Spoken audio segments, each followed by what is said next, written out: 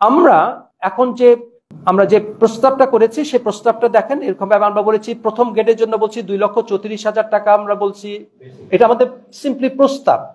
আমরা বলেছি যে গত লাস্ট বাদ হয়ে যাবে পে কমিশন হওয়ার পরে এটা অলমোস্ট 15 বছর হয়ে গেছে না, হাউ মেনি ইয়ার্স, 10 বছর হয়ে গেছে। সো এই 10 বছরে যে ইনফ্লেশন হয়েছে সেই ইনফ্লেশন অ্যাডজাস্ট করলে ন্যূনতম এই ধরনের বেতন থাকা উচিত। আমরা বলেছি যে হাইয়েস্টে 2,34,000 টাকা, আর শেষ যে লাস্ট গ্রেডটা 20তম গ্রেড সেখানে বলেছি মিনিমাম 25,000 টাকা তার বেতন হতে হবে। আমরা এটা মোট অ্যারাউন্ড 300% আমরা বলেছি যে এই বাট বৃদ্ধিটা হয়।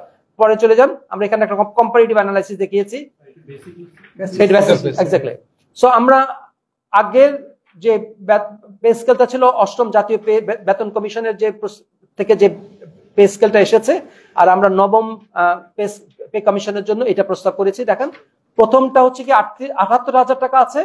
আমরা যারা গ্রেড 1 প্রফেসর আমরা এই 78,000 টাকা বেতনেই পাই, আর এটা হচ্ছে ইকুইভ্যালেন্ট টু সেক্রেটারিজ। যদিও আমাদেরকে সেক্রেটারিদের সমমূল্য মর্যাদা দেওয়া হয় না, ট্রিটও করেন না, কিন্তু আমরা তাদের ইকুইভ্যালেন্ট বেতন পাই আমরা যারা গ্রেড 1-এ আছি। আমরা এটাকে বলেছি 2,34,000 টাকা বলেছি হাইয়েস্ট। আর নেক্সট স্লাইডে চলে যান, লাস্টটা বলি 20তমে দেখেন বর্তমানে তাদের আমাদের 20th গ্রেড যেটা সেটা আরম্ভ হয় 8,250 টাকা থেকে। আমরা এটা বলেছি 25,000 টাকা থেকে বৃদ্ধি করতে হবে, আরম্ভ হতে হবে 25,000 টাকা হতে হবে, আমরা এটা বলেছি। Please next slide.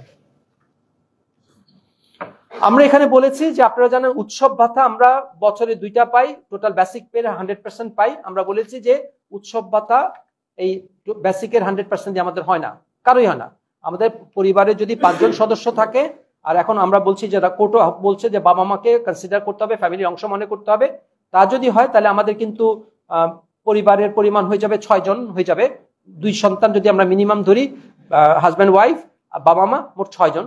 6 জনের জন্য প্লাস আপনারা জানেন আমার যখন উৎসব হয় আমরা একান কথা চিন্তা করলে আমাদের আত্মীয় স্বজন সবাইকে কনসিডার করতে হয়, সেটা করলে আমাদের উৎসব ভাতা 100% হচ্ছে না। এটা আমরা সার্বজনীনভাবে সবার জন্য বলছি, এটা শুধুমাত্র ঢাকা বিশ্ববিদ্যালয়ের জন্য, সকল কর্মচারীদের জন্য বলছি, সকল কর্মকর্তা বাংলাদেশ সবার জন্য বলছি যে এটা 200% হওয়া উচিত, এবং এটা 2 ঈদের সময় 2টা 200% এরকম দিতে হবে।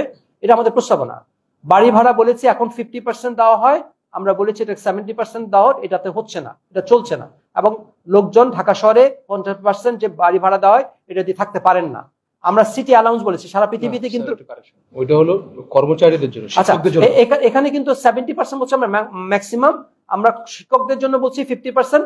আর আমার কর্মচারী যারা, যেহেতু তাদের ইনকামটা অনেক কম, তারা যদি বর্তমান যদি আমার যে কর্মচারীটা 8,000 টাকায় চাকরি আরম্ভ করেন, তা সে 50% হিসেবে পায় হচ্ছে গিয়ে 4,000 টাকা।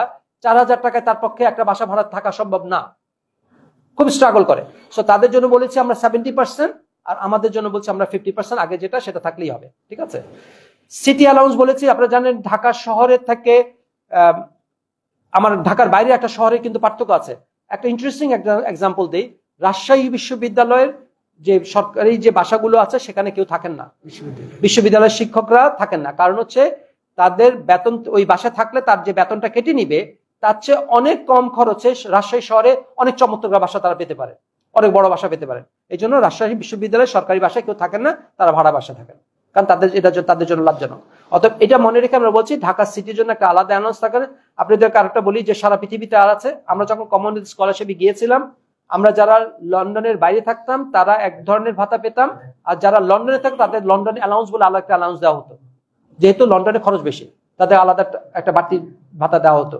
তো আমরা একই আঙ্গিকে, এবং ইউকে তো তাই, লন্ডনের ইউনিভার্সিটি গুলোর জন্য তাদের যে বেতন ভাতা, যেটা বাড়ি ভাড়া ভাতা যেরকম, এই ভাতাগুলো অন্য লন্ডনের বাইরের শহর ইউনিভার্সিটিগুলোর থেকে বেশি হয়। তো আমরা সেটাই প্রস্তাব করেছি। চিকিৎসা ভাতা আবার বলেছি 6,000 টাকা মিনিমাম, 6,000 টাকাও হবে না। তারপরে বলছি সরকারের, যেহেতু আমরা জানি আর্থিক সংস্থানের সমস্যা আছে, আমাদের ট্যাক্স কালেকশন যেহেতু কম হয়, আমরা এটা চিন্তা করে আমরা খুব বেশি 6,000 টাকা বলেছি। আমরা নববর্ষে আমাদের পয়লা বৈশাখে দেওয়া হয় 25%, আমরা বলেছি এটা 20%, এটাকে আমরা বলেছি আমরা 50% বলেছি যে আমাকে দেওয়া দরকার। শান্তি বিনোদন আমাদেরকে প্রতি 3 বছরে একবার দেওয়া হয়, আমরা বলেছি এটা প্রতি বছরে একটা দেওয়ার জন্য। আমরা বলেছি শিক্ষা সহায়ক ভাতা, আপনারা জানেন যে আমাদের সারা পৃথিবীতে কিন্তু সন্তানদের জন্য একটা সহায় তাদের শিক্ষার জন্য 18 বছরের নিচের যে সন্তানরা থাকে তাদের শিক্ষার জন্য একটা ভাতা দেওয়া হয়। ইভেন আমি কমন স্কলার হিসাবে আমার কন্যার জন্য মাত্র জন্ম নিয়েছিল, আমি তার জন্য একটা আলাদা ভাতা পেতাম। আমি একজন কমন স্কলার হিসাবে, স্কলারশিপ হোল্ডার হিসাবে আমি আলাদা ভাতা পেতাম।